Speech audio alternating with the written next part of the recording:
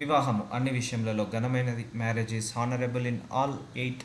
Part 8 ఈరోజు eight parts వచ్చాయి కాబట్టి మనకు దేవుడు అన్ని క్లియర్గా చూపించాడు. వివాహంలో ఏది ఉండాలి, ఏది ఉండద్దు, ఏది ఉండకూడదు, ఏది ఎలా ఉండాలి, ఎలా ప్రవర్తించాలి, ఇవన్నీ కూడా దేవుడు బయలుపరుస్తున్నాడు. వివాహం అనేది దేవుడు సృష్టించాడు, మనిషి సృష్టించలేదు. కుటుంబ విలువలు అనేది దేవుడు సృష్టించాడు, మనిషి సృష్టించలేదు. కాబట్టి ఈరోజు వాక్యం ద్వారా దేవుడు ఏం మాట్లాడబోతున్నాడో చూద్దాం. రోమీలకు రాసిన 12వ అధ్యాయం 9వ వచనం, మీ ప్రేమ నిష్కపటలమైనదై ఉండవలెను, చెడ్డదానిని అసహించుకొని మంచి దానిని అత్తుకొని ఉండుడి. ఏది చెడో ఏది మంచో తెలుసుకొని చెడ్డదాన్ని వదిలిపెట్టాలి. ఇప్పుడు కొంతమంది మనకు బాగానే ఉంటారు, వైఫ్ అండ్ హస్బెండ్ బాగానే ఉంటారు. కొంతమంది వచ్చి వాళ్ళను రాంగ్ ఫీడింగ్ ఇస్తుంటా అంటారు, రాంగ్ డైరెక్షన్ ఇస్తుంటా అంటారు. అది చెడ్డది, దాన్ని అసహించుకోవాలంటున్నాడు. చెడ్డవాటిని అసహించుకొని మంచి దానిని హత్తుకొని ఉండుడి. సహోదర ప్రేమ విషయంలో ఒకరికొకడు అనురాగము గలవారై, ఘనత విషయంలో ఒకరికొకడు గొప్పగా ఎంచుకొనుడి. అనురాగం. ఇప్పుడు మ్యారేజ్ లైఫ్లో ఏమన్నా చెప్పాడు? ప్రేమ, తగ్గించుకునే తత్వము, అనురాగము, క్షమించే హృదయము, ఇవన్నీ కూడా ఉండాలంటున్నాడు దేవుడు. ఘనత విషయంలో ఒకరికొకడు గొప్పగా ఎంచుకొనుడి. ఆసక్తి విషయంలో మాంద్యులు కాక ఆత్మయందు తీవ్రత గలవారై ప్రభువుని సేవించుడి. నిరీక్షణ గలవారై సంతోషించుచు, శ్రమయందు ఓర్పు గలవారై ప్రార్థనయందు పట్టుదల కలిగి ఉండుడి. ఇవన్నీ శ్రమలు వస్తుంటాయి, మ్యారేజ్ లైఫ్లో ఛాలెంజెస్ వస్తాయి, ఓర్పు గలవై ఉండాలి, తొందరపడొద్దు అంటున్నాడు. మ్యారేజ్ లైఫ్ అన్నాక చాలా ప్రాబ్లమ్స్ వస్తాయి, కష్టాలు ఉంటాయి. ఎందుకంటే it's not A 1 year life, it's around 30 years life. 30 సంవత్సరాల జీవితం, 40 సంవత్సరాల జీవితం మ్యారేజ్ లైఫ్ అనేది. ఎన్నో ఛాలెంజెస్ వస్తాయి, శ్రమలు వస్తాయి, ఓర్పుగా. ఇక్కడ ఏమంటున్నాడు దేవుడు? పేషెన్స్గా ఉండండి మ్యారేజ్ లైఫ్లో. ప్రార్థనలు అందు పట్టుదల కలిగి ఉండండి. అంటే మీరు ప్రేయర్ చేసుకోండి, అన్ని విషయాలలో ప్రేయర్ చేసుకోండి. కష్టం వచ్చినా, సుఖం వచ్చినా, దుఃఖం వచ్చినా, నష్టం వచ్చినా, ఆపద వచ్చినా, ఇరుకు వచ్చినా, ఇబ్బంది వచ్చినా, డబ్బు సమస్య వచ్చినా, ఆర్థిక సమస్యలు వచ్చినా కూడా దేవుడు ఏం చేయమంటున్నాడు? ప్రార్థన చేసుకోండి, పట్టుదల కలిగి ఉండండి. భార్యాభర్తలు కలిసి ప్రార్థన చేసుకోండి. ఆసక్తి విషయంలో మాంద్యులు కాక ఆత్మయందు తీవ్రత గలవారై ప్రభువుని సేవించుడి. దేవుళ్ళు ఎదగండి, వాక్యంలో ఎదగండి, కుటుంబముగా దేవుణ్ణి ఆరాధించి స్తుతించాలి, దేవుడి సన్నిధానంలో గడపాలి. నిరీక్షణ గలవారై సంతోషించుచు, శ్రమలు వస్తున్నప్పుడు ఓర్పు గలవారై ఉండండి. చాలామంది శ్రమలు వచ్చినప్పుడు ఏమవుతుంది? ఇన్పేషెన్స్ అవుతారు, యాంగ్రీనెస్ పెరుగుతుంటుంది, గొడవలు కొట్లాటలు పెట్టుకుంటూ అంటారు. అలా కాకుండా పీస్ ఆఫ్ మైండ్తో ఉండండి, ప్రజెన్స్ ఆఫ్ మైండ్తో ఉండమని దేవుడు చెప్తున్నాడు. భార్య భర్తలు కలిసి ప్రార్థన యందు పట్టుదలగా కలిగి ఉండాలి. ప్రార్థన చేయడానికి నెగ్లెక్ట్ చేయొద్దు కుటుంబం ఎప్పుడు కూడా. పరిశుద్ధుల అవసరములలో పాలు పొందుచు శ్రద్ధగా ఆతిథ్యం ఇచ్చుచుండుడి. మిమ్మును హింసించే వారిని దీవించుడు కానీ శపించవద్దు. చూడండి, మనం ఎప్పుడైనా ఒకరిని నోటితో శపించద్దు. కోపం వస్తే ఒక మాట అనాలి, పర్లేదు, ఖండించాలి, పర్లేదు, కానీ శపించద్దు, బూతులు మాట్లాడద్దు. మనము శపిస్తున్నాము, కానీ మనకు ఆ శాపం గుర్తొస్తుంది. అందుకే భార్య భర్తను శపిస్తుంటా అంటారు, భర్త భార్యను శపిస్తుంటా అంటారు, తల్లిదండ్రులు పిల్లల్ని శపిస్తుంటా అంటారు, పిల్లలు తల్లిదండ్రులను శపిస్తుంటా అంటారు. వీళ్ళు నాశనం అయితే బాగుండు, వీళ్ళు ఇలా అయితే బాగుండు, అలా అయితే బాగుండు, అని ఇలా శపిస్తుంటా అంటారు. దీవించండి, భార్య భర్తను, భర్త భార్యను దీవించండి, తల్లిదండ్రులు పిల్లల్ని దీవించండి. పరిశుద్ధుల అవసరములలో పాలు పొందు శ్రద్ధగా ఆతిథ్యం ఇచ్చుచూ ఉండుడి. భార్య భర్తలను చాలామందిని చూశాను, శపించుకోవడం చూశాను. చాలామంది గొడవలు పడుతూ ఒకరికొకరు తిట్టుకోవడం, శపించుకోవడం, నాశనం అయిపో అని తిట్టడము, చనిపోవని తిట్టడము, ఇలాంటివి చేశారు చాలామంది కూడా. కానీ అలా చేయకుండా దీవించుకోండి అని అంటున్నాడు. సంతోషించు వారితో సంతోషించుడి, ఏడ్చు వారితో ఏడుడి. ఇప్పుడు భార్య బాధ వచ్చి సంతోషం వచ్చింది అనుకోండి, భర్త ఏడుస్తుంటా అంటాడు. ఇప్పుడు భార్యకు ఏడుపు వస్తుంది, భర్త సంతోషిస్తాడు. లేకపోతే భర్తకు బాధ వస్తుంది, భార్య సంతోషిస్తుంది. అలా ఉండకండి అంటున్నాడు. సంతోషించు వారితో సంతోషించుడి, ఏడ్చు వారితో ఏడువుడి, ఒకరికొకడు మనసు కలిసి ఉండుడి. ఏక మనస్సు ఉండాలి. ఇప్పుడు భర్త బాధపడుతున్నాడు ఏదో విషయంలో, ఫైనాన్స్ విషయంలో కావచ్చు, ఇంకా ఏదైనా విషయంలో కావచ్చు, భార్య కూడా బాధపడాలి. ఏం కాదు, ఆయన బాధ ఆయన పడతాడు, నేను తినేది నేను తింటా, నేను త్రాగేది నేను తాగుతా, అది ఆయన హెడ్ ఎక్, ఇది నా హెడ్ ఎక్ కాదు అని అనుకోవద్దు. ఒకవేళ భార్యకు హెల్త్ ఇష్యూస్ ఉన్నాయి, ఉంటుంది, హెల్త్ ఇష్యూ ఉంటూనే ఉంటుంది, లేకపోతే ఎప్పుడోసారి లేస్తుంది, ఆమెనే వండుకుంటుంది. అలా వదిలేయద్దు. ఒకరు దుఃఖం ఉన్నప్పుడు ఆ దుఃఖం ఒకరు పంచుకోవాలి, ఒకరు సంతోషం ఉన్నప్పుడు ఆ సంతోషాన్ని ఒకరు పంచుకోవాలి. ఏడ్చు వారితో ఏడువుడి అంటున్నాడు, సంతోషించు వారితో సంతోషించుడి, ఒకడినొకడు మనసు కలిసి ఉండుడి, ఏక మనసు కలిసి ఉండండి అంటున్నాడు. హెచ్చించుంటూ వాటి అందు మనసుంచక తగ్గువాటి యందు ఆసక్తులై ఉండుడి. నేను గొప్ప అంటే నేను గొప్ప, నేను గ్రేట్ అంటే నేను గ్రేటు, నేను ఇది అంటే నేను అది, నేను పెద్ద గెస్టెడ్ ఆఫీసర్ అని నేను. సో అలా హెచ్చించుకోవద్దు కుటుంబంలో ఎప్పుడు కూడా. కుటుంబం అనేది మన ఫ్యామిలీ. గెస్టర్ ఆఫీసర్ అయితే అది బయట, కలెక్టర్ అయితే అది బయట, లేకపోతే యాక్టర్ అయితే బయట, లేకపోతే పాస్టర్ అయినా కూడా అది బయటనే, ఇంట్లో పాస్టర్ కాదు. సో ఎవరైనా అంతే. ఇంటికి వచ్చిందంటే ఒక భార్య, ఇంటికి వచ్చిందంటే ఒక భర్త, ఇంటికి వచ్చిందంటే ఒక పిల్లలు. That is the family. ఎప్పుడైనా పర్సనల్ లైఫ్ని ప్రొఫెషనల్ లైఫ్లో, ప్రొఫెషనల్ లైఫ్ని పర్సనల్ లైఫ్లో ఇంక్లూడ్ చేయొద్దు. సో హెచ్చిచ్చు వాటి అందు మనసుంచక తగ్గిటు వాని అందు ఆసక్తులే ఉండుడి. సో అప్పులు చేసి ఎక్కువగా ఆశ కలిగి హెచ్చుల కోసం అంటే గొప్పల కోసం పోయి అలా ఉండకుండా ఉన్న దాంట్లో తృప్తి పడండి, ఆసక్తులై ఉండండి, తగ్గిటి వాటి ఎందు ఆసక్తులై ఉండండి. మీకు మీరే బుద్ధిమంతులను అనుకోవద్దు. సో ఒకరికొకరు, సో భార్య భర్తలు ఎలా ఉండాలంటే, ఎలా నిర్ణయాలు తీసుకునేటప్పుడు కొన్నిసార్లు కలిసి తీసుకోవాలి. సో నేనే గ్రేట్, నా నిర్ణయమే కరెక్ట్ అని అలా వేలో వెళ్ళకూడదు. సో కీడుకి ప్రతి కీడెవడును చేయవద్దు. సో రోమీలకు రాసిన 12వ అధ్యాయం 17వ వచనం. సో భర్త తిట్టిండని 2 మాటలు అన్నాడు, భార్య 4 మాటలు, భార్య 4 మాటలు అని భర్త 40 మాటలు. సో కీడుకి ప్రతి కీడు చేయవద్దు. మనుషులందరి దృష్టికి యోగ్యమైన వాటిని గూర్చి ఆలోచన కలిగి ఉండుడి. శక్యమైతే మీ చైతన్యనంత మటుకు సమస్తము మనుషులతో సమాధానంగా ఉండుడి. సో ఇంట్లో సమాధానంగా ఉండండి. సో గొడవ పెట్టుకునే దగ్గర ఆగిపోవాలి, కంట్రోల్ చేసుకోవాలి. 10 సార్లు తిట్టే దగ్గర ఒక్కసారి ఒకవేళ కంట్రోల్ కాకపోతే, అంతేకాని కావాలనే గొడవ రెచ్చగొట్టి, కావాలనే పుల్లలు పెట్టి, కావాలనే డిస్టర్బెన్స్ క్రియేట్ చేసే వాళ్ళు ఉంటారు చాలామంది. సో శక్యమైతే సమస్తము మనుషులతో సమాధానం గుండుడి. ఒకవేళ సమాధానం లేదంటే వాళ్ళతో దూరంగానే ఉండమని చెప్తాను నేనైతే. I will suggest that only. ఎందుకంటే కొంతమంది ఫ్రెండ్స్ కూడా ఎలా ఉంటారంటే డిస్టర్బెన్స్ క్రియేట్ చేసే వాళ్ళే ఉంటారు. ఫ్రెండ్స్ మధ్య డిస్టర్బెన్స్ చేస్తుంటా అంటారు, లేకపోతే భార్య భర్తల మధ్య డిస్టర్బెన్సెస్ చేస్తుంటా అంటారు. అలాంటి వాళ్ళు మన అందరి లైఫ్లో ఉన్నారు. సో అలాంటి వాళ్ళు ఐడెంటిఫై చేసి దూరంగా ఉండండి. ఎందుకంటే ఎండ్ ఆఫ్ ది డే మన ఆత్మీయ జీవితం ఇంపార్టెంట్. అలాంటి ఫ్రెండ్ కలిగి ప్రతిరోజు మనం బాధపడడం కంటే లేకపోతేనే బెటర్ అలాంటి వాళ్ళు. సో అలాంటి మైండ్ సెట్ ఉండాలి. ప్రియులారా, మీకు మీరే పగ తీర్చుకొనక దేవుడి ఉగ్రతకు చోటియుడి. So this is my favourite verse. So దేవుడే చూసుకుంటాడు. సో మన వెనకాల ఎవరు గోతులు తీసినా, మన వెనకాల ఎవరు ఏ విషయంలోనైనా కూడా, ఈవెన్ ఫ్యామిలీలో అయినా కావచ్చు, ఆఫీస్లో అయినా కావచ్చు, మినిస్ట్రీలో అయినా కావచ్చు, ఎక్కడైనా కూడా దేవుడికి వదిలేస్తాను నేనైతే. కంప్లీట్గా దేవుడికి వదిలేస్తాను. సో ఎందుకంటే మనము 10 మందితో మాట్లాడలేము, 100 మందికి సమాధానం చెప్పలేము, 1000 మందికి సమాధానం చెప్పలేము. కానీ 1,00,000 మంది వచ్చినా కూడా సమాధానం చెప్పడానికి దేవుడు ఒకటే ఉన్నాడు. సో పగ తీర్చుకోవడం ఆయన పని, మన పని కాదు. దేవుని ఉగ్రతకు చోటియుడి. సో రివెంజ్ అనేది తీసేయాలి మనసులో నుంచి.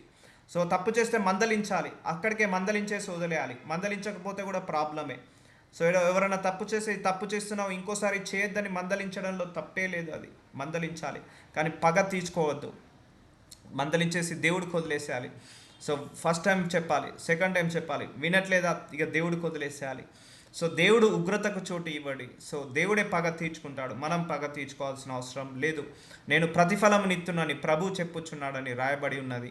సో ఇప్పుడు భర్త మీద పగ తీర్చుకోవడం, భర్త భార్య మీద పగ తీర్చుకోవడం, లేకపోతే భర్త ఆఫీస్కి వెళ్ళినప్పుడు భార్య వెనకాల కుట్రలు చేయడం, లేకపోతే భార్య వెనకాల ఆఫీస్కి వెళ్ళినప్పుడు భర్త కుట్రలు చేయడం, లేకపోతే వీళ్ళిద్దరూ లేనప్పుడు వేరే వాళ్ళు కుట్ర చేయడము, వేరే అటు తల్లిదండ్రులు కావచ్చు, ఇటు తల్లిదండ్రులు కావచ్చు, వాళ్ళన్నదమ్ములు వీళ్ళన్నదమ్ములు, ఆ కొలీగ్స్ ఈ కొలీగ్స్ కుట్ర పొందొచ్చు వెనకాల.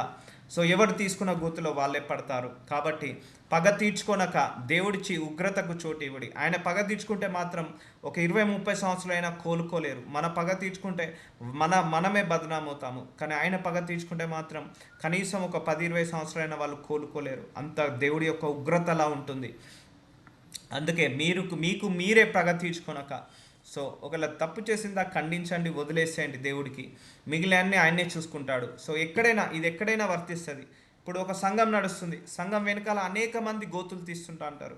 ఒక కంపెనీ నడుస్తుంటుంది, అనేక మంది గోతులు తీస్తుంటా అంటారు. అండ్ కుటుంబంలో కూడా అనేక మంది మన వెనకాల ఎన్నో పన్నాగాలు పొందుతుంటారు. కానీ దేవుడికి తెలుసు ఎవరు ఏం చేస్తున్నారో, ఎక్కడికి వెళ్తున్నారో, ఎవరు ఎక్కడ గోయి తీస్తున్నారో అన్నీ తెలుసు ఆయనకు. కాబట్టి ఆయన ఖచ్చితంగా రివార్డ్ ఇస్తాడు. ఎవరు అన్యాయం చేస్తే అన్యాయం కొలది రివార్డ్ ఇస్తాడు. పక్షపాతం ఉండదు ఆయనకు, పక్షపాతం లేని దేవుడు. కాబట్టి నువ్వెంత అన్యాయం చేస్తే నీకు అంత దేవుడి ఉగ్రత వస్తుంటుంది. ఎంత మోసం చేస్తే అంత దేవుడి ఉగ్రత వస్తుంది. అందుకే పగ తీర్చుకోవడం దేవుడి పని. ఎందుకంటే మన వెనకాల ఎన్ని అపవాద శక్తులు లేస్తుంటాయో మనకు తెలియదు, ఎన్ని నోర్లు లేస్తుంటాయో తెలియదు. సో వాళ్ళ నోటికి తగ్గట్టుగా దేవుడు వాళ్ళకు ప్రతిఫలం ఇస్తాడు, వాళ్ళ క్రియలకు తగ్గట్టుగా దేవుడు వాళ్ళకు ప్రతిఫలం ఇస్తాడు. సో కాబట్టి live it to God everything. Prayer చేసేయండి, దేవుడికి వదిలేసేయండి, ఆయన్నే పగ తీర్చుకుంటాడు. దేవుడు ఉగ్రతకు చోటు ఇవ్వాలి, మనం ఇవ్వాలి. That is is responsibility. పగ తీర్చుకోవడం నా రెస్పాన్సిబిలిటీ, నీ రెస్పాన్సిబిలిటీ కాదంటాడు. అందుకే ఎవరైనా కూడా ఈరోజు సంతోషంగా ఉన్నాను, ఆనందంగా ఉన్నానని ఇతరులను ఏడిపిస్తే ఆ ఏడుపు ఒకరోజు తిరిగి వస్తుంది. గుర్తుపెట్టుకోవాలి, అందరూ కూడా గుర్తుపెట్టుకోవాలి. సో ఈరోజు నేను సంతోషంగా ఉన్నాను, ఆనందంగా ఉన్నానని ఇతరులను ఏడిపిస్తే మాత్రం ఒకరోజు మనము కూడా ఒకరోజు ఏడ్చుకుంటా ఆ ప్రతిఫలాన్ని అనుభవించాల్సి వస్తుంది. పక్షపాతం ఉండదు ఈ విషయంలో. కాబట్టి దేవుడు ఉగ్రతకు చోటు ఇవ్వాలి. పగ తీర్చుకోవడం ఆయన పని, మన పని కాదు. అందుకే భర్త భార్య మీద పగ తీర్చుకోవద్దు. తప్పు చేస్తే చెప్పు, మందలించు, కొప్పడు. సో మిగిలిన దేవుడికి వదిలేసేయి. కాబట్టి నీ శత్రువు ఆకలిగొని ఉంటే అతనికి భోజనము పెట్టుము, దప్పిగొని ఉంటే దాహమిము. అలాగా చేయుట వలన అతని తల మీద నిప్పులు కుప్పగా పోయుదువు. కీడు వలన జయింపబడక మేలు చేత కీడుని జయించుము. సో కీడుకి ప్రతి కీడు చేసి, సో భార్య 4 మాటలను నేను అంట, ఆమె నాకు మోసం చేసిన నేను మోసం చేస్తా, అలా కాకుండా మేలు చేత కీడుని జయించుము అంటున్నాడు. ఓపికతో నువ్వు పరిష్కరించు అని అంటున్నాడు. ఇప్పుడు మన శత్రువులు ఉంటారు. సో శత్రువులకు కూడా నువ్వు ఆకలైనప్పుడు నువ్వు భోజనం పెట్టు అంటున్నాడు దేవుడు. సో అలాంటప్పుడు అది తల మీద నిప్పులు కుప్పగా పోయిదు అట. అంటే నువ్వు భోజనమే పెడుతున్నావు, కానీ నీ మీదకి ఆశీర్వాదం వస్తుంది, వాళ్ళ మీదకే శాపం పోతుంది. అందుకే లవ్ యువర్ ఎనిమీస్ అంటారు. నువ్వు ఎనిమీస్ని కూడా ప్రేమిస్తుంది, నీకే లాభము అది. సత్యమును ఎన్నడూను నిన్ను విడిచిపోనీయకుము, వాటిని కంఠభూషణముగా ధరించుకొనము. సామెతలు 3:3 సో మ్యారేజ్ లైఫ్లో సత్యము, ఇద్దరి మధ్య వైఫ్ అండ్ హస్బెండ్ మధ్య అబద్ధాలు ఉండకూడదు, దయ ఉండాలి, సత్యం ఉండాలి. ఎన్నడూను నిన్ను విడిచిపోనీయకుము, వాటిని కంఠభూషణముగా ధరించుకొనము. అబద్ధాలు చెప్పకూడదు. 100%, 100కు 100% ఓపెన్గా ఉండాలి. ఇద్దరి మధ్య ఎలాంటి సీక్రెట్స్ కూడా ఉండకూడదు కొన్ని విషయాలలో, మ్యారేజ్ విషయంలో. సో నీ హృదయమును పలకల మీద వాటిని రాసుకొనము. అప్పుడు దేవుని దృష్టి యందు, మానవుల దృష్టి యందు నీవు దయనుంది మంచివాడవని అనిపించుకొందువు. సో ఇవన్నీ దేవుడికి నచ్చుతాయి, ఈ క్యారెక్టర్స్ అన్నీ కూడా. సత్యము, దయ, చీట్ చేయదు. ముఖ్యంగా వైఫ్ అండ్ హస్బెండ్ ఒకసారి నమ్మి ఒకరికొకరు తాళి కట్టుకున్న తర్వాత, ఒకరికొకరు వివాహం జరుపుకున్న తర్వాత చీట్ చేయదు. చాలామంది చీట్ చేస్తారు. చాలామంది భర్త లేనప్పుడు ఇల్లీగల్ రిలేషన్, భార్య లేనప్పుడు ఇల్లీగల్ రిలేషన్, భర్త లేనప్పుడు తన గురించి చెడుగా మాట్లాడడం, భార్య లేనప్పుడు తన గురించి చెడుగా మాట్లాడడం, వీళ్ళిద్దరూ లేనప్పుడు అత్తమామలు చెడుగా మాట్లాడడం, వాళ్ళ పేరెంట్స్ మాట్లాడడం, వీళ్ళ పేరెంట్స్ మాట్లాడడం. సో ఇవన్నీ దేవుడు చూస్తాడు. అప్పుడు దేవుని దృష్టి అందు, మానవుల దృష్టి అందు నువ్వు ఎదగవు, దయనొందవు. అందుకే అందరూ తిట్లు పడుతూ అంటారు ఇక్కడనే. అలా ఉండకూడదు. నీతిమంతుని తల మీదకి ఆశీర్వాదములు వచ్చును. సో భార్య భర్తలు నీతిగా ఉన్నారనుకో, ఆ కుటుంబం మీదకి ఆశీర్వాదాలు వస్తాయి. సో నీతిమంతుల తల మీదకి ఆశీర్వాదములు వచ్చును. బలత్కారము భక్తిహీనుని నోరి మూసివేను, కనుసైగ చేయవాడు వెద పుట్టించును. సో కనుసైగలు చేస్తుంటా అంటారు. మన ముందు ఒకటే ఉంటారు, కానీ వెనక నుంచి ఇలా కనుసైగలు చేస్తుంటా అంటారు. వెనక నుంచి కనుసైగలు చేసే వాళ్ళు అంటే ఏం చేస్తారట, గొడవలు పుట్టిస్తారట, కన్ను కొడుతుంటా అంటారు కొంతమంది. భార్య వెనకాల భర్త, భర్త వెనకాల భార్య, లేకపోతే ఇద్దరు లేనప్పుడు వేరే వాళ్ళ దగ్గర, లేకపోతే వాళ్ళ పేరెంట్స్ అమ్మాయిని చూసి సాయిగా చేయడం, లేకపోతే వీళ్ళ పేరెంట్స్ అబ్బాయిని చూసి సాయి చేయడం.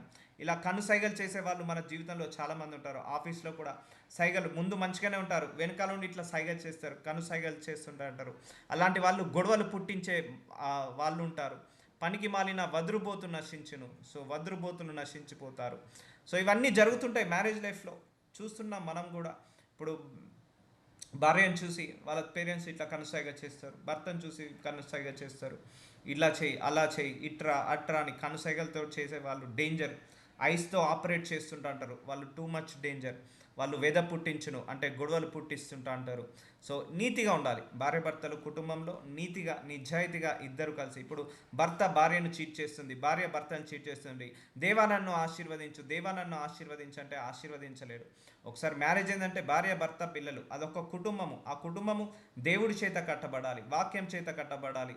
ఆ కుటుంబము సంతోషం ఆనందంగా ఉండాలంటే ఇద్దరు ఒకరి మీద ఒకరు ట్రస్ట్ ఉండాలి, ఒకరి మీద ఒకరు డిపెండ్ అయి ఉండాలి, ఒకరి మీద ఒకరు ఆధారపడి ఉండాలి, ఒకరి మీద ఒకరు నమ్మకం ఉండాలి, ఒకరి మీద ఒకరు సత్యం ఉండాలి. అప్పుడే ఆ కుటుంబం మీదకి ఆశీర్వాదాలు వస్తాయి. సో అంతేకాని ఒకరి మీద ఒకరు ద్వేషంగా ఉన్నా, ఒకరి మీద ఒకరు పగబట్టుకున్నా, ఒకరి మీద ఒకరు గొడవలు పెట్టుకున్నా, ఒకరి మీద ఒకరు గోతులు తీసుకున్నా, సో వీటన్ని విషయంలో కూడా దేవుడు చూసి వాళ్ళ కుటుంబం మీదకి ఆశీర్వాదాలు రావు. నీతిమంతుని నోరు జీవపు ఊట, భక్తిహీనుల నోరు బలాత్కారము మరుగుపరచును. సో తిట్టదు, పగ కలహమును రేపును, ప్రేమ దోషములన్నిటిని కప్పును. సో పగ, రివెంజ్. సో ఆ రివెంజ్ వలన ఇప్పుడు ఏమవుతున్నాయి, డైవర్స్ అవ్వడానికి కారణం కోపము, ద్వేషము, పగ. ఇవన్నీ కారణాల వల్ల డైవర్స్ అవుతున్నాయి. సో రివెంజ్కి వెళ్తే, పగకు వెళ్తే కలహము అంటే గొడవలు ఎక్కువ అవుతుంటా ఉంటాయి. ప్రేమ దోషములన్నింటిని కప్పును, ప్రేమతో చేస్తే అది దోషములన్నింటిని కప్పుతుంది. సో 1 కొరింథీయులకు రాసిన 7వ అధ్యాయం 1వ వచనము, మీరు రాసిన వాటి విషయము స్త్రీని ముట్టకుండుట పురుషునికి మేలు. సో పెళ్ళికి ముందు కావచ్చు, పెళ్లి తర్వాత కావచ్చు, పెళ్ళికి ముందు కూడా ఏ స్త్రీని కూడా తాకొద్దు, ఏ పురుషుడు కానీ ఏ స్త్రీని తాకొద్దు, ఏ స్త్రీ కానీ ఏ పురుషుడిని తాకొద్దు. So after a marriage, legal marriage, అది ఇల్లీగల్ మ్యారేజ్ కాదు, after the marriage legal marriage. So ఒకసారి చర్చ్లో జరిగిన తర్వాత అప్పుడే ఆ స్త్రీని తాకాలి. సో పెళ్ళైన తర్వాత కూడా పరాయి స్త్రీ, పరాయి పురుషుడు కూడా తాకొద్దు శరీరాన్ని.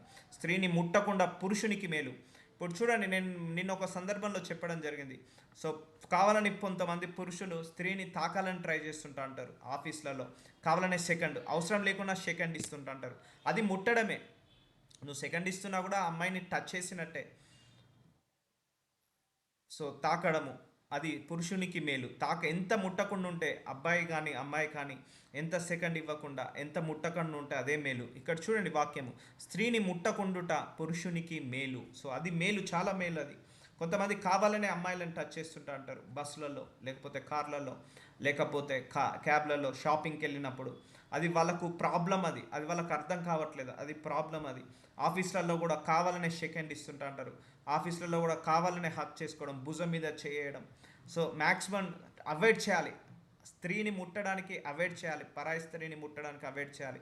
వాళ్ళు అనుకుంటున్నారు తాకుతున్నారని, కానీ దాని తర్వాత వాళ్ళకు వచ్చే రివార్డు వేరేలాగా ఉంటుంది. సో అవన్నీ తెలియవు మర్మాలు. ఇప్పుడు హక్ చేసుకుంటూ సెలబ్రేట్ చేసుకుంటున్నారు, హక్ చేసుకుంటూ గ్రీటింగ్ ఇసుకుంటున్నారు, లేకపోతే ఇప్పుడు కిస్ చేసుకుంటూ గ్రీటింగ్ ఇస్తుంటా అంటారు. జస్ట్ సెకండ్ అవసరం లేకున్నా కూడా సెకండ్ ఇస్తుంటా అంటారు కావాలనే.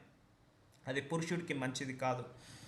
సో ఆయనను జారత్వం వల్ల జరుగుచున్నందున, సో జారత్వం అంటే వ్యభిచారము. సో జరుగుచున్నందున ప్రతి వానికి సొంత భార్య ఉండవలెను, ప్రతి స్త్రీకి సొంత భర్త ఉండవలెను. సో భార్య భర్త కంపల్సరీ ఉండాలి. సో అందుకే నరుడు ఒంటరిగా ఉండడం మంచిది కాదు, స్త్రీ ఒంటరిగా ఉండడం మంచిది కాదు, పురుషుడు ఒంటరిగా ఉండడం మంచిది కాదు. ఒక ఏజ్ వచ్చిందంటే ఇద్దరు 100% పెళ్లి చేసుకోవాల్సిందే. సో ఒకరి మీద ఒకరు ఆధారపడాల్సిందే. పెళ్ళయ్యే వరకు ఏ పురుషుడు కానీ ఇంకో స్త్రీని తాకకూడదు, ఏ స్త్రీ కానీ ఇంకో పురుషుడిని తాకకూడదు. పెళ్ళైన తర్వాత పరాయి స్త్రీని, పరాయి పురుషుడిని తాకకూడదు.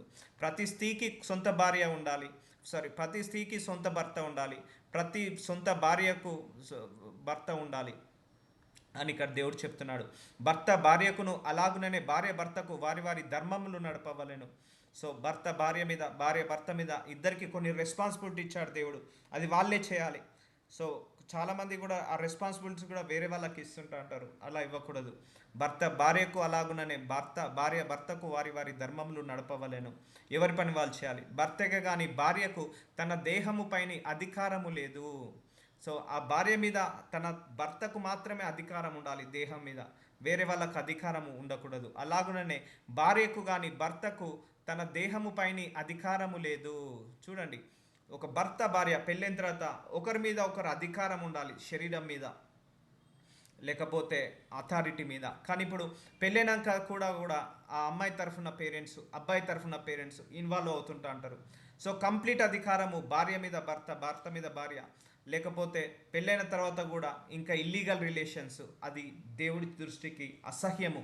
మనం అనుకుంటున్నాము హ్యాపీగా సెకండ్ ఇస్తున్నామని, మనం అనుకుంటున్నాము హ్యాపీగా హగ్ చేసుకుంటున్నామని, మనం అనుకుంటున్నాము భర్తకు తెలియకుండా భార్య చీట్ చేస్తుంది, భార్య చీట్ చేస్తున్నట్టు భర్తకు తెలియకుండా, ఇద్దరికి తెలియకుండా ఒకరికొకరు చీట్ చేసుకొని ఇల్లీగల్ రిలేషన్ చేసుకొని ఒకరి శరీరాన్ని ఒకరికి అప్పగించుకుంటున్నారు. సో అది తెలుసు, దేవుడికి మాత్రమే తెలుసు అది, ఆ సీక్రెట్. సో అలాంటి వాళ్ళు పరలోక రాజ్యానికి రారు. సో అందుకే భర్తకే కానీ భార్యకు తన దేహంపైనే అధికారం లేదు, భార్యకే కానీ భర్తకు తన దేహంపైనే అధికారము లేదు. సో షుడ్ నాట్ టచ్, ఎవరు కూడా ముట్టడానికి కూడా వేయలేదు. అది మేలు కాదు, అది కీడుకే. దేవుడు అసహించుకుంటాడు, అపరిశుద్ధపరచబడుతుంది. అందుకే నమస్కారం పెట్టండి దూరం నుంచి. సో 1 కొరింథీయులకు రాసిన 7వ అధ్యాయం 5వ వచనం, ప్రార్థన చేయుటకు మీకు సావకాశము కలుగునట్లు కొంతకాలం వరకు ఉభయములు సమ్మతి చొప్పుననే తప్ప ఒకరినొకరు ఎడబాయకుడి. ఇద్దరు కలిసి ప్రేయర్ చేసుకోండి. ఒకరు కలిసి ఒకరు అండర్స్టాండింగ్ రండి, కానీ విడిపోకండి, ఎడబాయకండి ఒకరి మీద ఒకరు. మీరు మనస్సు నిలపలేకపోయినప్పుడు సాతాను మిమ్మల్ని శోధింపకుండానట్లు తిరిగి కాల్చుకొనుడి. ఒకవేళ భార్య భర్తలు దూరంగా ఉన్నారనుకోండి, అపవాది శోధిస్తాడు. నీ భార్య దూరంగా ఉంది కదా, ఇంకో పెళ్లి చేసుకో, లేకపోతే ఇల్లీగల్ రిలేషన్షిప్ పెట్టుకో. నీ భర్త దూరంగా ఉన్నాడు కదా, ఇల్లీగల్ రిలేషన్షిప్ పెట్టుకో, ఇంకొక పెళ్లి చేసుకో. ఇలా అపవాది శోధిస్తుంటా అంటాడు ఎప్పుడైనా కూడా. అందుకే భార్య భర్తలు దూరంగా ఉండడం చాలా చాలా ప్రమాదము. 3 నెలలు 6 నెలలు కొంతమంది ఉంటారు. అప్పుడే సైతాను ఇంకొకరిని తీసుకొని వస్తారు. వేరే అబ్బాయి పరిచయం కావడం, వేరే అమ్మాయి పరిచయం కావడం, ఇలాంటివన్నీ జరుగుతుంటాయి. అందుకే ప్రార్థన చేయుటకు మీకు సావకాశము కలుగునట్లు కొంతకాలం వరకు ఉభయములు సమ్మతి చొప్పుననే తప్ప ఒకరినొకరు ఎడబాయకుడి. అంటే ఒకరికొకరు వేరుపడి ఉండకండి. సో చాలామంది వేడిపడతారు. సో భర్తకు జాబ్ వచ్చి 1 ఇయర్ 2 ఇయర్స్ అమెరికాకి వెళ్ళడం, లేకపోతే వేరే స్టేట్కి వెళ్ళడం, లేకపోతే భార్య వేరే దగ్గరికి వెళ్ళడం, అల్లికి పుట్టింటికి వెళ్ళడం. సో ఈ సమయంలోనే ఏమవుతుంది తెలుసా, అపవాది ఇంకొకరిని తీసుకొచ్చి పెడతాడు, ఇల్లీగల్ రిలేషన్ కాంటాక్ట్లో పెడతాడు.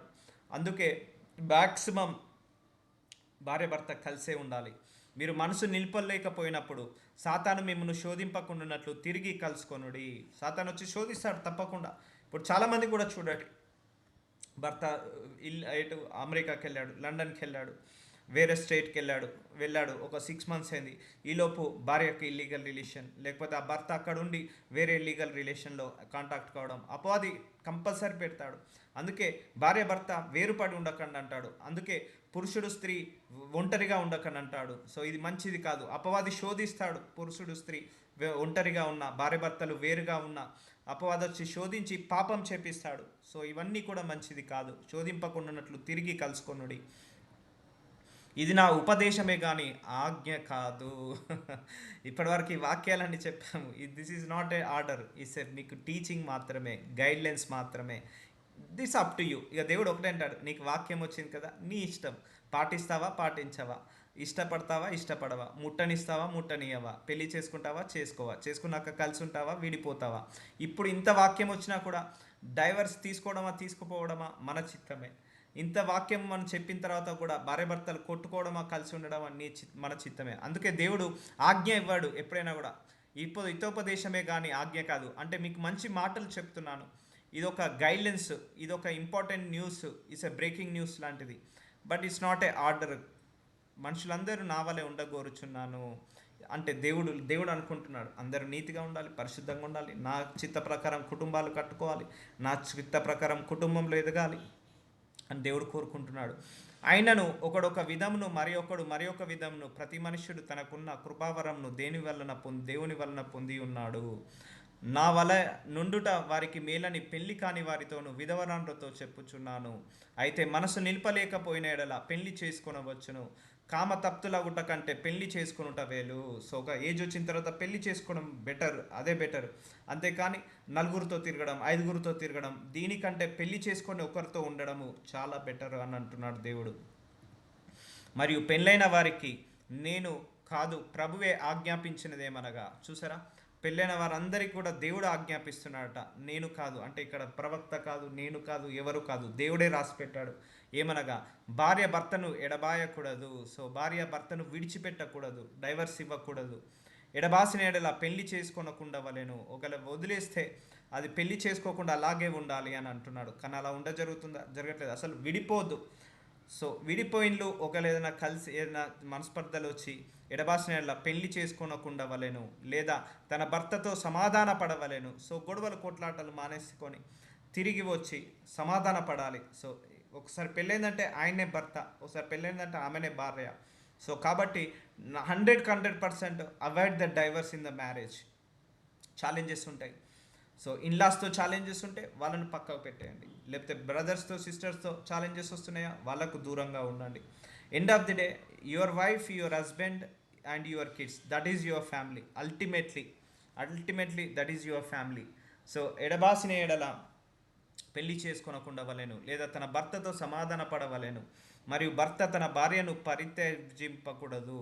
సో భర్త తన భార్యను విడిచిపెట్టకూడదు. కాబట్టి ప్రభువు కాదు, నేనే తక్కిన వారితో చెప్పినదేమనగా, ఏ సహోదరునికైనను అవిశ్వాసులైన భార్య ఉండి ఆమె అతనితో కాపురము చేయని ఇష్టపడిన ఎడల అతడు ఆమెను పరిత్యజింపకూడదు. ఒకవేళ పెళ్లి చేసుకున్నాడు, ఆమె అవిశ్వాసురాలు, కానీ ఇష్టపడి పెళ్లి చేసుకుంది, ఆమెను విడిచిపెట్టకూడదు. ఒకసారి పెళ్ళి అయిపోయిందంటే విడిచిపెట్టడం అనే మాట రాకూడదు ఎప్పుడైనా కూడా.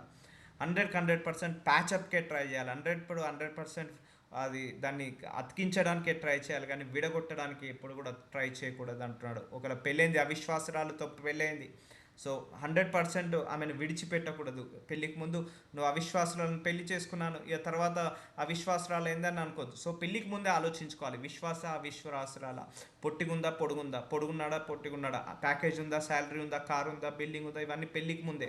పెళ్ళైన తర్వాత వన్స్ మ్యారేజ్ అయిపోయిందంటే అవన్నీ కూడా కన్సిడర్ చేయకూడదు. మరియు ఏ స్త్రీకైనను అవిశ్వాసి అయిన భర్తయుండి ఆమెతో కాపురం చేయని పడిన ఎడల ఆమె అతన్ని పరిత్యజింపకూడదు. ఒకవేళ స్త్రీ విశ్వాసరాలు అవిశ్వాసాన్ని పెళ్లి చేసుకున్నది, సో తర్వాత ఈ అవిశ్వాసాన్ని ఎందుకు పెళ్లి చేసుకున్నాను అనకూడదు. సో ఒకవేళ ఆయనకి ఇష్టం ఉంది, నాకు విశ్వాసురాలైనా పర్లేదు ఉంటే పెళ్లి చేసుకోవచ్చు అని అంటున్నా, అంటే ఆమె అతన్ని విడిచిపెట్టకూడదు ఆఫ్టర్ ద మ్యారేజ్. కొంతమంది తప్పులు చేస్తారు, తొందరలో విశ్వాసులను పెళ్లి చేసుకోవడం, వేరే వాళ్ళను, వేరే మతంలను పెళ్లి చేసుకోవడం జరుగుతుంటుంది. లేకపోతే సేమ్ వాళ్ళైనా కూడా ఏదో జరుగుతుంది, కానీ పెళ్ళైన తర్వాత మాత్రం విడిపోవడం అనే కాన్సెప్టే ఉండకూడదు. బట్ ఇప్పుడు ఏమవుతుంది, పెళ్ళైన 3 monthsకి, 6 monthsకే, 1 week కూడా స్టార్ట్ అవుతున్నాయి డైవర్స్. ఎందుకంటే ఓపిక లేదు, అండర్స్టాండింగ్ లేదు. ఎవరు కూడా ఒక్కసారి చిన్న డిస్టర్బెన్స్ రాగానే ఇక మొత్తం జడ్జిమెంట్ అయిపోతుంటుంది. ఇక వీడు ఇలాంటి, ఇక లైఫ్ అంతా ఇలాగే ఉంటుంది, ఈమె ఇలాంటిదే, లైఫ్ అంతా ఇలాగే ఉంటుంది, జడ్జిమెంట్. అండ్ మెయిన్ డైవర్స్ కావడం కారణం ఇల్లీగల్ రిలేషన్షిప్. మెయిన్ డైవర్స్ కావడం కారణం ఓవర్ ఎక్స్పెక్టేషన్స్. సో సర్దుకుపోయే తత్వం కాదు, ఎక్కువగా ఆశించే గుణం ఎక్కువగా ఉంటుంది. సో ఈమె కాకపోతే ఇంకో బెటర్గా వచ్చేదేమో, ఆయన కాకుండా ఇంకా బెటర్గా వచ్చేదేమో. సో ఇవన్నీ కూడా డైవర్స్కి కారణమవుతున్నాయి. సో అందుకే పరిత్యజింపకూడదు అంటున్నాడు దేవుడు. Do not go for divorce. అవిశ్వాసి అయిన భర్త భార్యను బట్టి, సో ఒకవేళ భర్త కనుక అవిశ్వాసి అయ్యాడు, భార్యను బట్టి పరిశుద్ధపరచబడును. ఎందుకంటే భార్య ఎవరు, విశ్వాసరాలు, కాబట్టి ఆ విశ్వాసరాలు బట్టి ఈ అవిశ్వాసి అయిన భర్త పరిశుద్ధపరచబడతాడు. అవిశ్వాసుడైన భార్య, ఒకవేళ భార్య కనుక అవిశ్వాసరాలైంది, విశ్వాసైన భర్తను బట్టి పరిశుద్ధపరచబడను. లేని ఎడల మీ పిల్లలు అపవిత్రులై ఉందరు, ఇప్పుడైతే వారు పవిత్రులు. ఎందుకంటే ఒకరు అపరిశుద్ధంగా ఉన్నారు, ఒకరు పవిత్రంగా ఉన్నారు. సో తెలుసో తెలియక పెళ్లి జరిగిపోయింది. సో ఈ పరిశుద్ధుల వల్ల ఒక అపరిశుద్ధులు కాస్త పరిశుద్ధంగా మారుతారు. దానివల్ల పుట్టే పిల్లలు కూడా పరిశుద్ధులుగా పుడతారని దేవుడు చెప్తున్నాడు. అయితే అవిశ్వాసి అయిన వాడు ఎడబాయవచ్చును. ఒకవేళ అవిశ్వాసిని పెళ్లి చేసుకున్నది ఒక స్త్రీ విశ్వాసులు, ఒకవేళ వాడు విడిచిపెట్టిపోవచ్చు. అతి సందర్భంలో సహోదరికైనను నిర్బంధము లేదు, సమాధానంగా ఉండటకు దేవుడు మనలను పిలిచి ఉన్నాడు. సో కొంతమంది విడిచిపెట్టినా కూడా సో సమాధానంగా ఉండడానికి దేవుడు పిలిచి ఉన్నాడు. ఓ స్త్రీ, నీ భర్తను రక్షించదవో లేదో నీకేమీ తెలియను. ఓ పురుషుడా, నీ భార్యను రక్షించదవో లేదో నీకు ఏమీ తెలియను. సో అందుకే భార్య భర్తను రక్షించుకోవాలి, భర్త భార్యను రక్షించుకోవాలి. సో ఇద్దరి మధ్య సేమ్ క్వాలిటీస్ ఉండాలి, సేమ్ గుణం ఉండాలి, సేమ్ తత్వం ఉండాలి, సేమ్ అండర్స్టాండింగ్ ఉండాలి. అందుకే చెప్తున్నాడు కదా దేవుడు, ఏక మనస్సై ఉండాలి, ఏక ఆత్మై ఉండాలి. సో పెళ్ళైన తర్వాత ఎక్కువ రోజులు విడిపోయి ఉండకూడదు. సో పెళ్ళైన తర్వాత ఎక్కువ రోజు విడిపోతే అపవాది శోధిస్తాడు. నీ స్త్రీ మీద, పురుషుడి మీద, వేరే శరీరం మీద చేయి పడకూడదు. సో ఇవన్నీ కూడా ఇంపార్టెంట్, ఇవన్నీ మనము నెగ్లెక్ట్ చేస్తున్నాం, కానీ ఇవన్నీ దేవుడి దృష్టికి అసహ్యము. అందుకే ఈ లోక మాలిన్యాన్ని అంటించుకోవద్దని దేవుడు చెప్పాడు. సో ఇంతకుముందు వాక్యంలో మనకు క్లియర్గా చెప్పాడు దేవుడు. సో భర్త మీద భార్యకే కానీ, భార్య మీద భర్తకే కానీ, దేహం మీద ఎవరికి కూడా అధికారం ఉండకూడదని చెప్పాడు. It's a very serious condition from my God. So నీ భర్తను రక్షించదవో లేదో నీకేమీ తెలియను. సో రక్షించాలి. భర్త ప్రాబ్లంలో ఉన్నప్పుడు భార్య రక్షించాలి, భార్య ప్రాబ్లం ఉన్నప్పుడు భర్త రక్షించాలి. సో ఒకరినొకరు ఇగ్నోర్ చేసుకోకూడదు, ఒకరినొకరు క్రిటిసైజ్ చేసుకోకూడదు, ఒకరినొకరు వదలకూడదు. అయితే ప్రభువు ప్రతివానికి ఏ స్థితి నియమించానో, దేవుడు ప్రతివానికి ఏ స్థితి అందు పిలిచానో, కొంతమంది నిన్ను భర్తగా పిలిచాడు అంటే నీ భర్త ధర్మం అది నువ్వు పాటించాల్సిందే. నువ్వు భార్యగా పిలిచాడు అంటే నీ భార్య ధర్మం నువ్వు పాటించాల్సిందే. సో భార్య యొక్క రెస్పాన్సిబిలిటీ ఏంటిది? వండి పెట్టడం, ఇల్లు చక్కగా చూసుకోవడం, పిల్లల్ని ఎడ్యుకేట్ చేయడం. సో భర్త యొక్క రెస్పాన్సిబిలిటీ జాబ్ చేసుకోవడం అండ్ సంపాదించి పెట్టి పిల్లల్ని పెంచి పోషించడం. సో భర్త కూడా అది కాలింగే అండి. It's a wife calling and husband calling. So wife యొక్క కాలింగ్ ఏంటిది? పిల్లల్ని చూసుకోవడం, మంచి వాళ్ళందరినీ విశ్వాసులుగా తయారు చేయడం. So these are also calling. So ఏ స్థితిలో పిలిచాడో దేవుడు, ఆ స్థితిలో మనము పర్ఫెక్ట్ రోల్ ప్లే చేయాలి. అందుకే పెళ్ళైన తర్వాత భార్య మీద భర్తకే అధికారం ఉండాలి, కానీ అత్తమామలకు కావచ్చు, ఆడబిడ్డలకు కావచ్చు ఈ అధికారం ఇవ్వకూడదు. ఎప్పుడైనా భర్త అప్పుడు అసమర్థుడవుతాడు. పెళ్ళైన తర్వాత భార్య మీద భర్తకు అధికారం ఉండాలి. సో లేకపోతే అసమర్థుడవుతాడు. సో ఇది మన మన మన కల్చర్లో ఇలాగే ఉండిపోయింది. సో వాళ్ళు ఇన్వాల్వ్ కావడం, వీళ్ళు ఇన్వాల్వ్ కావడం, వాళ్ళు పెత్తనాలు చేయడం, వీళ్ళు పెత్తనాలు చేయడం. So that is not at all right. ఆ స్థితి అందే నడుచుకొనవలెను, ఈ ప్రకారమే సంఘములన్నింటిలో నియమించుచున్నాను. సో ఏ స్థితి? మన స్థితి ఏంటిది? ఒక భర్త స్థితి, భార్య స్థితి. ఇప్పుడు దేవుడు నన్ను సంఘ కాపరిగా పెట్టాడు, నా స్థితి అది. దాని ప్రకారం నేను నడుచుకోవాలి, ఒక కాపరిలాగానే నేను నడుచుకోవాలి. సో ఎలా ఉండాలి ఒక కాపరి యొక్క క్వాలిటీస్, ఒక పాస్టర్ యొక్క క్వాలిటీస్ ఎలా ఉండాలి, లేకపోతే ఒక కంపెనీ మేనేజర్ ఎలా ఉండాలి ఒక మేనేజర్గా, లేకపోతే ఒక రాష్ట్రానికి ముఖ్యమంత్రిని ఎలా ఉండాలి ఆ ముఖ్యమంత్రి లాగా. ముఖ్యమంత్రి కాలింగ్ అది కూడా, పాస్టర్ కాలింగ్ అది కూడా, father calling and husband calling, wife calling, ఇవన్నీ కూడా ఎవరి పిలుపు వాళ్ళదే. సో నీ నీ రెస్పాన్సిబిలిటీ నువ్వు ప్రవర్తించాలి. నువ్వు భార్యవా, you should become a good wife. You are a మదరా, you should become a good mother. నువ్వు హస్బెండ్వా, you should become a good husband. So you are a ఫాదరా, so you should become a good father. So that is your role, that is your responsibility. You should not give to anybody. So అది ఎవరికి ఇవ్వద్దు. ఇప్పుడు కుటుంబంలో hierarchy father ఉండాలి, ఆ father తప్పించి ఎవరికి ఇవ్వకూడదు హైరార్కీ. సంఘంలో కాపరే హైరార్కీ, మెయిన్ హెడ్, అది ఎవరికి ఇవ్వకూడదు. దేవుడు ఉగ్రత చూస్తారు. అది ఒకళ్ళు ఇచ్చారంటే తీసుకున్న వాళ్ళకు కూడా ఉగ్రత దక్కుతుంది. ఇప్పుడు రాష్ట్రానికి మంత్రి ఎవరు? ముఖ్యమంత్రి, మెయిన్ హెడ్. రాష్ట్రానికి, దేశానికి మెయిన్ హెడ్ ఎవరు? ప్రధానమంత్రి. సో వాళ్ళ రెస్పాన్సిబిలిటీ వాళ్ళే హ్యాండిల్ చేయాలి. మన కంపెనీకి హెడ్ ఎవరు? Director. We should listen to director voice of the director. అది ఆయన రోల్, ఆయన ప్లే చేయాలి. చూసారా, ఎవరి పని వాళ్ళు చేయాలి, ఎవరి పని వారిని చేయనివ్వాలి. సో పిల్లల పని పిల్లలు చేయాలి, తల్లి పని తల్లి చేయాలి, తల్లిదండ్రులు తల్లి పని చేయాలి, భార్య పని భార్య, భర్త పని భర్త.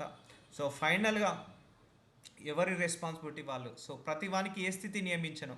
కొంతమందికి భర్త అనే స్థితి, కొంతమందికి భార్య అనే స్థితి, ఆడవాళ్ళకేమో భార్య తల్లి అనే స్థితి, మగవాళ్ళకేమో భర్త అండ్ తండ్రి అనే స్థితి. సో దానికి తగ్గట్టుగా నువ్వు మెదలాలి. ఏ స్థితి అందు నడుచుకునవలెనో ఆ ప్రకారమే సంఘములన్నింటిలో నియమించి ఉన్నాను. పిలువబడలేదు అతడు సున్నతి పొందినవాడైతే పిలువబడ సున్నతి పొందవలేడు. సో దేవుని ఆజ్ఞలను అనుసరించటమే ముఖ్యము కాదు. సున్నతి పొందుటే అందు ఏం లేదు, సున్నతి పొందకపోతే అందు లేదు. ప్రతివాడు ఏ స్థితిలో పిలువబడినో ఆ స్థితిలోనే ఉండవలెను. సో ప్రతివాడు ఏ స్థితిలో పిలిచాడో ఆ స్థితిలోనే ఉండాలి. సో భర్త స్థానం భర్తదే, భార్య స్థానం భార్యదే, పిల్లల స్థానం పిల్లలదే. కానీ ఇక్కడ అలా లేదు, ఒకరి స్థానం ఒకరు తీసుకోవడం. సో 1 కొరింథీయులకు రాసిన 7వ అధ్యాయం 21 దాసుడవై ఉండగా పిలువబడితివా, చింతింపడవద్దు కానీ స్వతంత్రుడవుటకు శక్తి కలిగిన ఎడల స్వతంత్రుడవుట మరీ మంచిది. ప్రభునందు పిలువబడిన దాసుడు ప్రభు వలన స్వాతంత్ర్యం పొందినవాడు. ఆ ప్రకారమే స్వతంత్రుడై ఉండి పిలువబడినవాడు క్రీస్తు దాసుడు. మీరు విలువ పెట్టబడిన వారు గనక మనుషులకు దాసులు కాకూడి. సో మనందరినీ కూడా పిలుచుకున్నది దేవుడే. సో మనందరం కూడా దేవుడికే దాసులం. చెప్పాను కదా, ప్రధానమంత్రి పోషించాలి, ముఖ్యమంత్రి పాత్ర ముఖ్యమంత్రి పోషించాలి. ఒక సంఘంలో మెయిన్ హెడ్ ఎవరు? కాపరి, ఆ మ్యాన్ ఆఫ్ గాడ్ పాత్ర మ్యాన్ ఆఫ్ గాడ్ పోషించాలి. అలాగే కుటుంబంలో మెయిన్ హెడ్ ఎవరు? ఫాదర్ పాత్ర ఫాదర్ పోషించాలి, మదర్ పోషించాలి, వైఫ్ పాత్ర వైఫ్ పోషించాలి. So you should become a good wife, you should become a good father, you should become a good wife husband, and you should become a good mother to your child. So that is the plan of the God. So దేవుడు అప్పచెప్పాడు. ఒకటే గుర్తుపెట్టుకోండి, మదర్గా నీకు 2-3 పిల్లల్ని పెట్టాడు దేవుడు, అది నీ responsibility. వాళ్ళని చదివించి పెళ్లి చేసి పంపించడం. అండ్ ఫాదర్గా నీకు నీ భార్యను నీ పిల్లల్ని చూసుకోవడం, అది నీ రెస్పాన్సిబిలిటీ. సో అది నీకు ఇచ్చాడు దేవుడు. సో ఎవరు ఇచ్చిన రెస్పాన్సిబిలిటీ వాళ్ళే చేసుకోవాలి. సో దేవుడికి ఇష్టం ఉండదు ఒకరు రెస్పాన్సిబిలిటీ ఒకరు ఇచ్చేస్తే. కొంతమంది పిల్లల్ని వేరే వాళ్ళని వదిలేయని పట్టించుకోకుండా వదిలేస్తుంటా అంటారు. వేరే డే కేర్స్లో వేయడము, లేకపోతే ఒక ఫాదర్గా ఎవరు చేయాల్సింది వాళ్ళు చేయాలి. సో కొంతమంది పిల్లల్ని వేరే దగ్గర వదిలేసి వెళ్ళిపోతుంటారు. అమ్మమ్మ వాళ్ళ ఇంట్లో, నాయన వాళ్ళ ఇంట్లో 5 సంవత్సరాలు, 6 సంవత్సరాలు, 10 సంవత్సరాలు అట్లా వదిలేసి వాళ్ళ దగ్గరనే పెంచుతారు. No, no, that is not right. Father mother is responsibility given by God.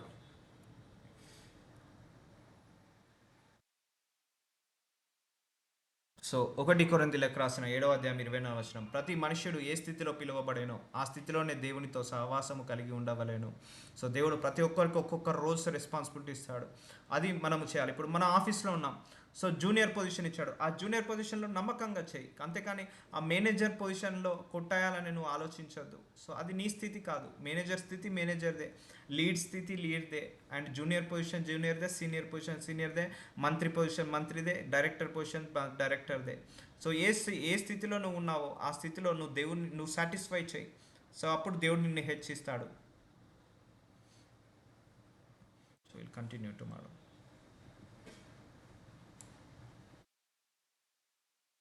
Lord Jesus, ఇదిగో తండ్రి, వాక్యం ద్వారా మాకు బోధించారయ్యా.